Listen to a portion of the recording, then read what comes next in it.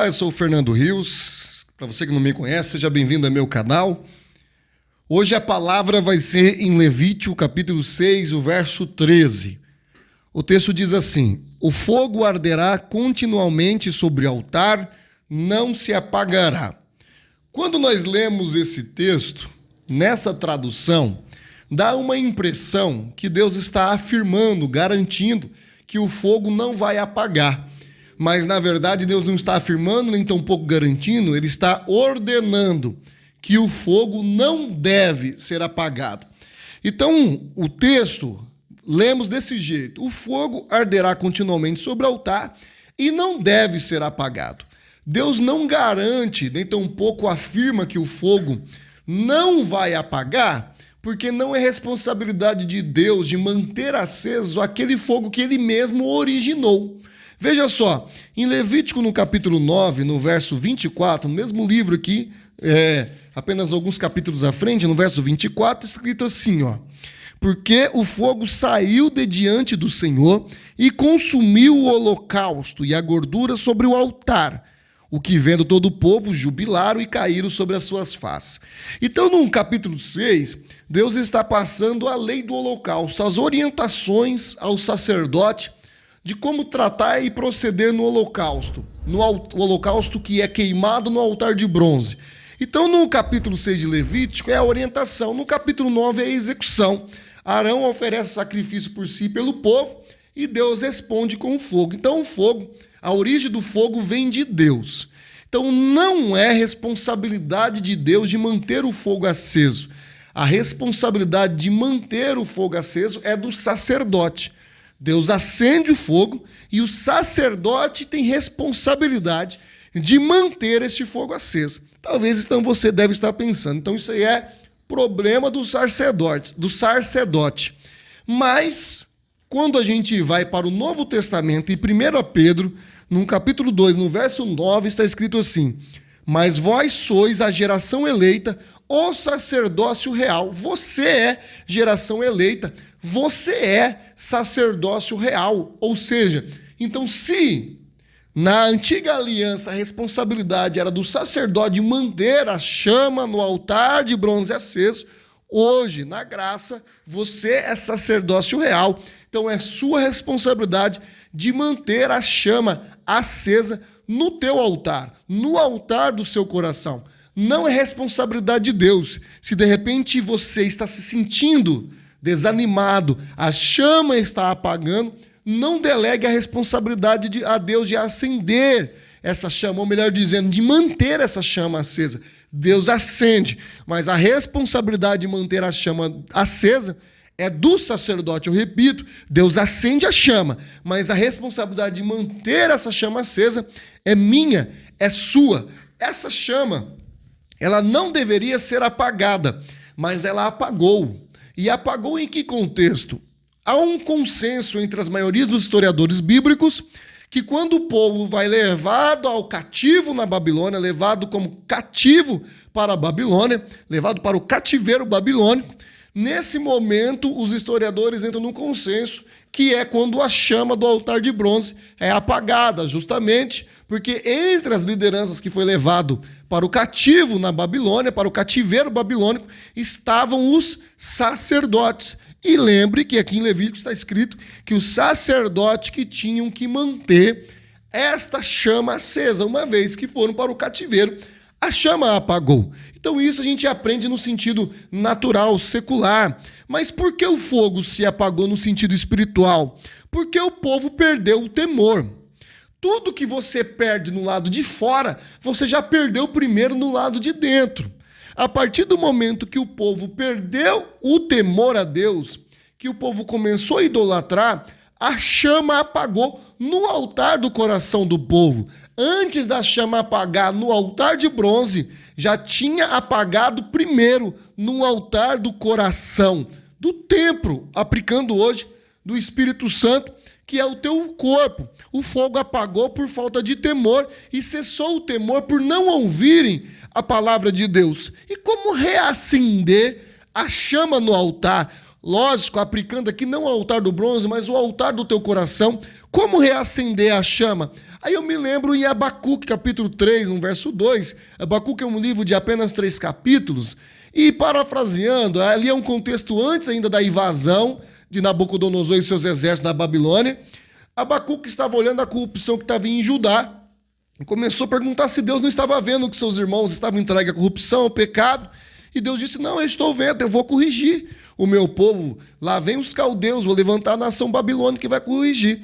E ele falou, bom, mas nós não estamos tão bem assim, mas vai levantar uma nação mais ímpia que a nossa para nos corrigir. E Deus disse que a seu próprio tempo, a seu próprio turno, os babilônicos também seriam corrigidos. E a história vai dizer que depois do Império Babilônico veio o Império Persa, né, que dominou o Império Babilônico. Muito bem, o que Deus está dizendo? Abacuque, antes de corrigir os de fora, eu vou corrigir primeiro os de dentro. Antes de corrigir os babilônicos, os caldeus, eu vou corrigir os judeus. Muitas vezes nós queremos incendiar o mundo, mas a chama está apagada dentro dos nossos próprios corações. Primeiro precisamos reacender a chama dos nossos corações para depois incendiar a comunidade a qual nós vivemos. E Abacuque, entendendo essa verdade, no Abacuque 3:2, ele diz: ouvi, Senhor, a tua palavra e temi, aviva, Senhor, a tua obra. Ou seja, eu ouvi, Senhor, a tua palavra, ouvindo a tua palavra gerou temor, reacende a chama do avivamento. Abacuque entende que há uma sequência, ele ouve a palavra,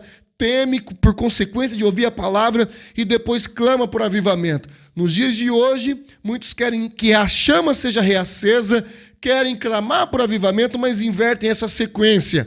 Clamam por avivamento, mas não temem o Senhor desse avivamento e nem tampouco ouve a palavra. Então a primeira característica para reacender essa chama do altar que se apagou é ouvindo a palavra de Deus. Nós também podemos aprender uma segunda característica que está em 1 Reis, capítulo 18. A gente vai ver ali, falando sobre fogo, não tem como não falar de Elias, que é o profeta do fogo.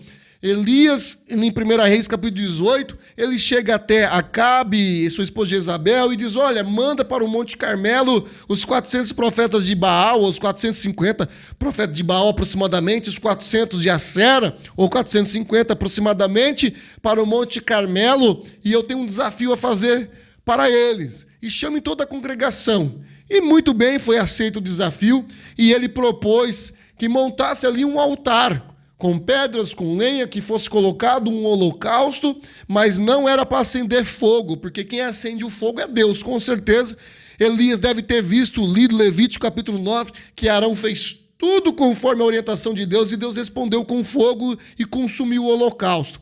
Muito bem, os profetas de Baal e de Acerá fizeram ali, montaram o altar, colocaram lenha, o holocausto e começaram a gritar, a clamar, começaram a cortar os seus próprios corpos e não havia resposta. Elias, com muita ousadia, dizia, grita mais alto, talvez o seu Deus está em viagem, é um Deus, talvez esteja ocupado, dormindo. E muito bem, eles clamaram, pularam e nada de resposta. Aí, o que Elias faz em 18:30? A gente vai ver Elias consertando o altar. Elias conserta o altar, organiza as pedras, pegam 12 pedras, cada pedra representando uma das tribos de Israel, organiza a lenha, conserta o altar e com ousadia ele vai e joga água sobre as lenhas, joga água sobre o holocausto e clama a Deus. Deus de Abraão, de Isaac, de Jacó, responde hoje, mostra hoje ao seu povo que o Senhor é Deus de Israel. E Deus responde com fogo. Quando a gente vai ler os versículos posteriores nesse capítulo, vai dizer que o coração do povo tornando-se a Deus, Deus responde com fogo. Veja bem que o segredo está aqui no coração. O coração precisou ser consertado. Elias realmente arrumou as pedras do altar. Por quê? Porque os profetas, no capítulo 18, verso 30, vai dizer que eles pulavam sobre as pedras, eles saltavam sobre as pedras. Por causa do desespero deles, eles saltavam sobre as pedras, porque o Deus dele não respondia. Por eles ter saltado, quebrou as pedras, desorganizou as pedras e precisou Elias organizar, consertar o altar, aplicando. Se você deseja que o fogo de Deus seja reaceso, você precisa consertar o seu altar. Eu não sei em que segmento, em que parte do teu coração, do templo do Espírito Santo, que é o teu corpo, que você precisa consertar. Talvez você tenha permitido que as coisas desse mundo salte sobre o teu altar, mas se o teu coração tornasse hoje a Deus, Deus reacende a chama do Espírito Santo, do avivamento no teu coração. Terceiro, e já para concluir esse vídeo, para reacender a chama, muros precisam ser reedificados. A gente vai ver no livro de Neemias, no livro de Esdras, Neemias e Esdras, que são reformadores, um construtor, um reformador da estrutura de Jerusalém, e Esdras, um reformador dos preceitos, trazendo a palavra de novo, a Torá, por meio do povo, trazendo um avivamento novamente por meio da palavra. E falando de Neemias, ele estava no Império Medo-Persa, ele poderia ficar confortável na sua posição como um servidor real, mas como que ele poderia estar feliz se a casa do sepulcro dos seus pais estava desolada, estava em opróbrio, em desonra, em vergonha, os muros estavam queimados a fogo? Então Neemias pede uma autorização para voltar para Jerusalém, para reconstruir os muros de Jerusalém. E Neemias, quando ele está lá já levantado à noite, ele diz que Deus colocou esse negócio em seu coração. Então, para reacender a chama, Deus precisa de um coração inconformado, desejoso que essa chama seja reacendida. Deus precisa de um Abacuque clamando por avivamento, uma Ana chorando por um Samuel. Deus precisa apenas de um Salvanarola na Itália, pregando com fogo nos olhos, com uma mensagem veemente, ao ponto dos italianos pegar suas literaturas pornográficas, as suas máscaras carnavalescas e queimar em praça pública.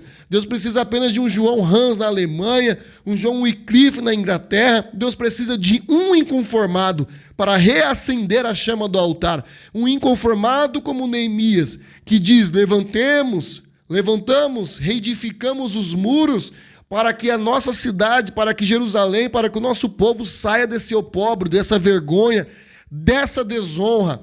Ou seja, Deus precisa de um inconformado, um que não esteja conformado com a desonra, da chama apagada, da vergonha desse momento, e que você deseja que essa chama seja reacesa no seu coração. Porque a chama, a origem da chama vem de Deus, mas a responsabilidade de manter essa chama acesa é minha e sua. Eu espero que esse vídeo tenha agregado para você, que você tenha aprendido algum conteúdo de valor. Se você não é inscrito no meu canal, se inscreva no meu canal, compartilhe esse vídeo nas suas redes sociais. E eu te espero no próximo vídeo, na próxima segunda-feira, que nós vamos tratar ainda mais sobre esse assunto. Nesse vídeo, nós aprendemos como reacender a chama que estava apagada, e no próximo vídeo a gente vai aprender a manter a chama acesa. Deus te abençoe e até o próximo vídeo.